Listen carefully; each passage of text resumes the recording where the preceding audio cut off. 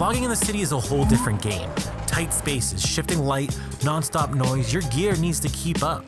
The right setup can make filming effortless, but the wrong one, it'll slow you down, kill your shot, and leave you missing the moment. So what are the best cameras for city vlogging? Ones that are small enough to carry all day, but don't cut corners. Lenses that work in tight spaces but still get the shot. Mics that don't let the city drown you out. And tripods that aren't a pain to bring around. Today, I'm breaking down every camera and piece of gear I use. There's not gonna be any gatekeeping here. So I'm gonna go over what's worth it, what's not, and the setup I always grab before heading out. Let's go. I really want to say that this video is not sponsored. All this gear was bought by my own. So let's jump right into it.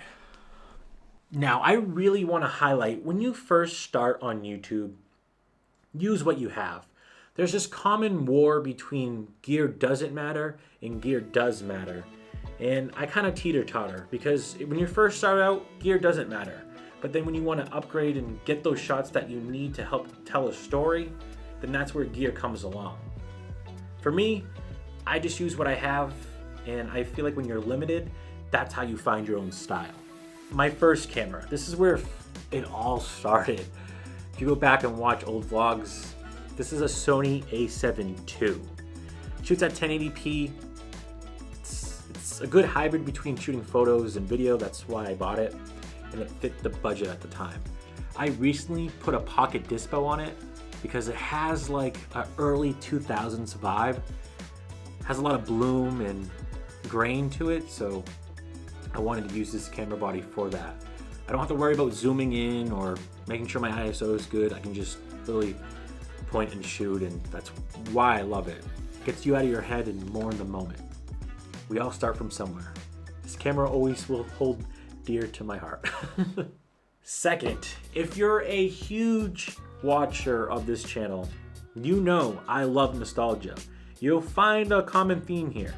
This camera literally started it all for me. My love for filmmaking, making vlogs, just everything. Got this when I was 13 years old, 12 years old. I don't remember, 2008. Got it for Christmas. This is a Sony DCR DVD 650. When you use 4:3 aspect ratios and shoot with this, I love the grain and the aesthetic that it brings. I did put a fisheye angle on it too when I want to get some tight shots. I love this because it has 2000 times zoom, so you can really punch in there on buildings, bridges, cabs, taxis, whatever. I love shooting with this thing. Plus, it's not huge on memory, so I'm telling you, this is how you find your style when you're, using what you have. I don't use this much, but I use it when it's appropriate. This is an Insta360 X3, and when I want to show my surroundings, I'll use this. It's a good little camera. It fits in your pocket. That's why I like it, and it's awesome for traveling. It's super lightweight. With the right angles, you'll get some cool shots with this. If you're in a car or doing any action activities, this is where it really shines. Love this little guy. Now, I don't bring this out much, but when I do, I love taking film photos when I can. I love looking back on the memories, and getting to shoot with this is awesome. This is kind of huge for a film camera, but with this cannon of a lens, definitely gets the job done. This is called a MINOLTA MAXXUM 7000.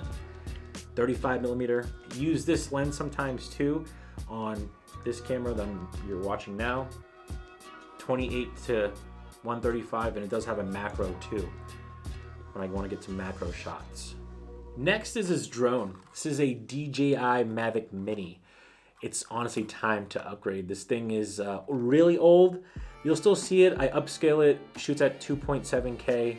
Not really much to say about this thing, but again, I want to get a better drone that has zoom and all that stuff, so I might pick one up soon. It's definitely time to retire this thing. So last on the list is what you're seeing now. This is my baby. This is really where I want to get cinematic, but yet keep a vlogging aspect to my videos. And this is called a Sony FX30. You guys all know this This is a beast of a camera. It's the little brother to an FX3, fit the budget at the time, and I absolutely love this. This camera is a monster. With the right setup, you can get some nice looking shots. I do run a 10 to 18 millimeter lens on this camera to give that vlog feeling. It is not a full frame camera, so that's why I really went down on the millimeters to have that nice wide looking shot. For the other lens I use to punch in on things is a 28 to 70. This is just a kit lens, but you can get away with a lot. And then when I really want to punch in on something, like I said earlier, I'll use this lens with an adapter. I personally don't like paying thousands of dollars on lenses, so I just use what I have. Let's talk microphones. I feel like that's really important because you don't want to use onboard mics when you're shooting. Just doesn't really sound good on the ears, and I feel like you can get away with bad image, but when it comes to the audio, people will click off your video. So this is a JOBY mic. This is the WAVO Plus. Very good mic. What you're hearing right now is a Rode Video Micro. It's the little guy with the little pom-pom on the top. Again, I'll show you. You just plug it in and that's it. You don't really have to worry about it. And then these, when I want to do like a little talking segment, when I'm just talking to you on like a train or something, I use these little lav mics right here. It creates more of like a personal feeling using lavs. You can kind of really get into what you're thinking. Tripods. Let's talk about tripods and stuff like that. So over the course of time, I have used a couple of tripods. Now, this is no hate. These Gorilla tripods by JOBY. They're good to a certain extent of time. These legs start to wear and the legs start to like bend when you're trying to get a shot. So when they're brand new, they're fantastic. There's no shade to JOBY, but I had to not use these anymore because my camera kept falling and I don't want to drop a $3,000 camera. So I use this for vlogging. This is a selfie stick by Nebula. This is actually a projector stand, but I use it as a tripod. And I'll go over its key features. It has a swivel, so you can rotate the camera 360, and then it has an arm to extend, but then you can really extend it by using this to really get there.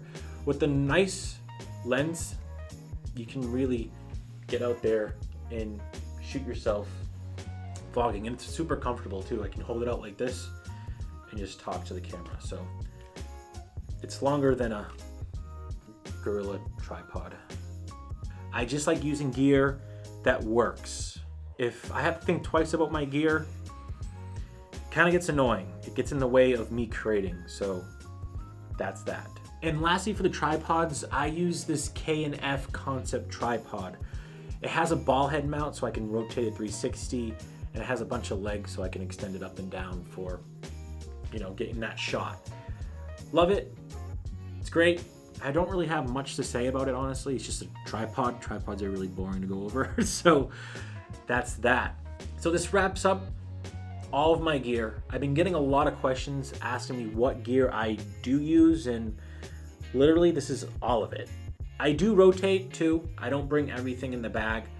I do want to be lightweight while I'm vlogging in the city because it gets hectic out there, and I love being lightweight, especially in the summer. So this is my breakdown. I hope you got value out of this, and if you have any questions or comments, please leave them down below because I can try to help as much as I can. Thank you for watching. This is Ricky, and I'm out of here. Peace out.